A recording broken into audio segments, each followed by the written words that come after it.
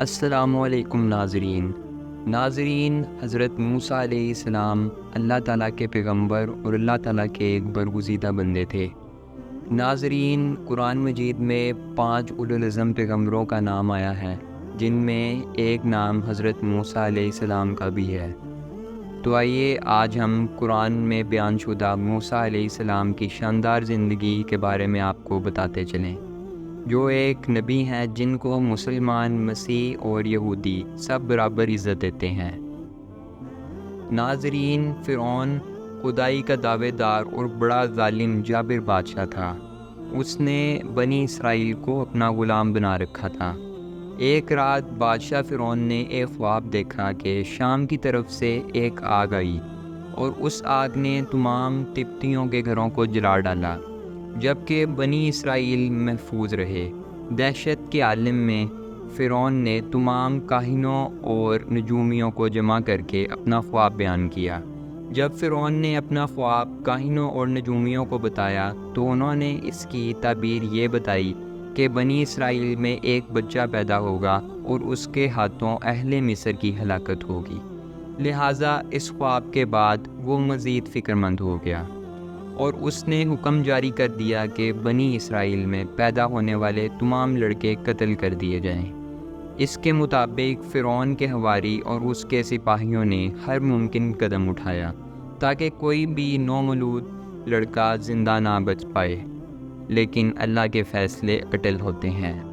ناظرین، انہی دنوں میں اللہ تعالیٰ نے حضرت موسیٰ علیہ السلام کی والدہ پر وحی کی کہ آپ اسے دودھ پلائیے اور جب آپ کو ڈر محسوس ہو تو اسے دریا میں ڈال دیجیے، اور یقیناً اللہ تعالیٰ اسے آپ کے پاس واپس لوٹانے والا ہے اور اللہ تعالیٰ انہیں رسولوں میں سے بنانے والا ہے۔ پھر جب حضرت موسیٰ علیہ السلام کی والدہ نے خوف محسوس کیا اس بات سے کہ فرعون کے سپاہی حضرت موسیٰ علیہ السلام کو قتل کر ڈالیں گے، تو انہوں نے حضرت موسیٰ علیہ السلام کو ایک صندوق میں بند کر کے دریائے نیل میں چھوڑ دیا، اور ساتھ ہی موسیٰ علیہ السلام کی بہن سے کہا کہ تم اس کے پیچھے پیچھے چلتی جاؤ۔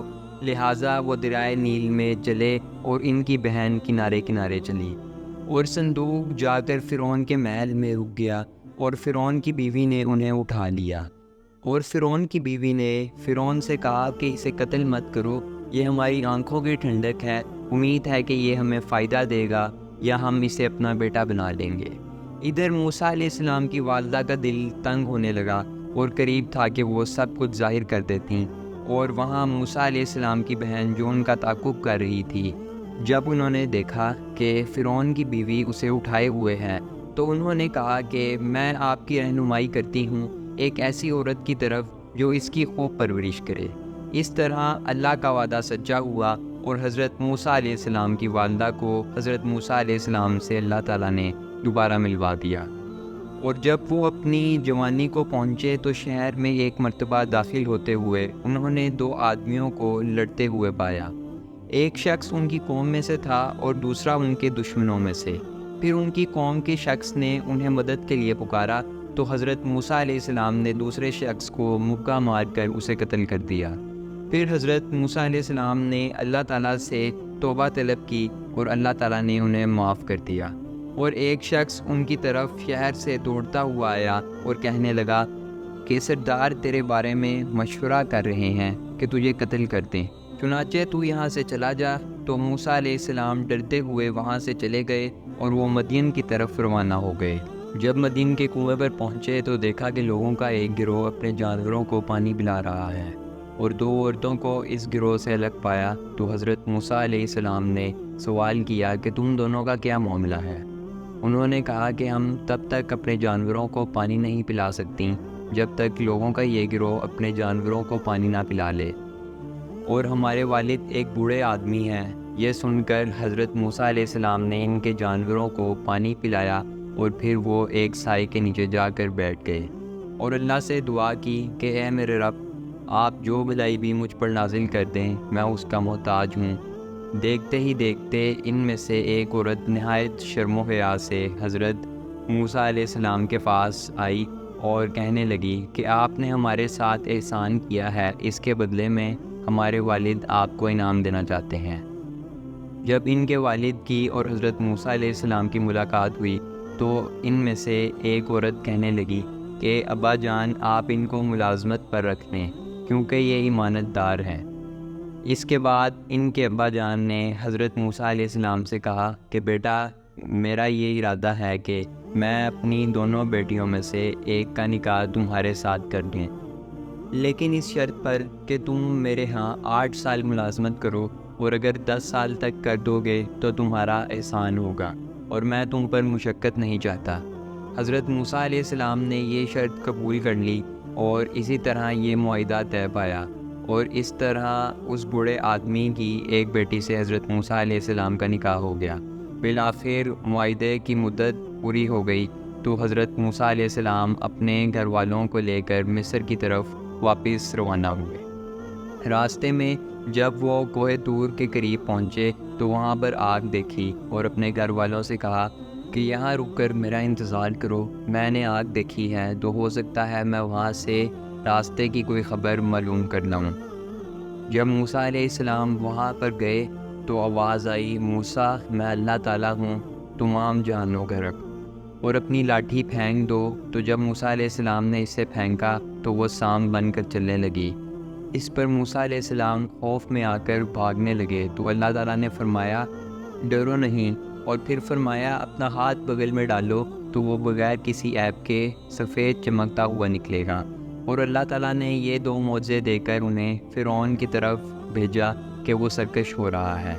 جب حضرت موسیٰ علیہ السلام فرعون کے دربار میں پہنچے اور اسے دعوت حق دی تو وہ گھمنڈ میں آ گیا اور ایک سپاہی سے کہنے لگا کہ ایک محل بناؤ تاکہ میں موسیٰ کے رب کو جھانک کر دیکھ لوں۔ اور جب موسیٰ علیہ السلام نے اسے اللہ تعالیٰ کی نشانیاں دکھائیں تو کہنے لگا کہ یہ تو سراسر جادو ہے، اور تم چاہتے ہو کہ جادو کے زور پر ہمیں ہمارے ملک سے نکال دو تو ہم بھی تمہارے پاس ایسا ہی جادو لائیں گے۔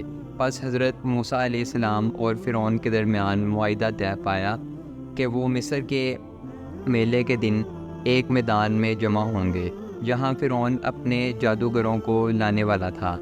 چنانچہ جب فیصلے کا دن آیا اور جادوگر حضرت موسیٰ علیہ السلام کے مقابلے میں آ گئے تو حضرت موسیٰ علیہ السلام نے ان سے کہا کہ پہلے تم اپنا داؤ چلو۔ تو جب انہوں نے اپنی رسیاں اور لاٹھیاں پھینکیں تو وہ حضرت موسیٰ علیہ السلام کی نظر میں سانپ بن گئیں، حالانکہ وہ تو صرف جادو تھا۔ اس پر حضرت موسیٰ علیہ السلام نے دل میں خوف محسوس کیا تو اللہ تعالیٰ نے فرمایا موسیٰ ڈرو نہیں، یقیناً تم ہی غالب رہو گے۔ پھر جب حضرت موسیٰ علیہ السلام نے اپنا عصا پھینکا تو وہ ایک بڑا سانپ بن کر جادوگروں کی لاٹھیوں اور رسیوں کو نگل گیا جو بظاہر سانپ نظر آ رہی تھیں۔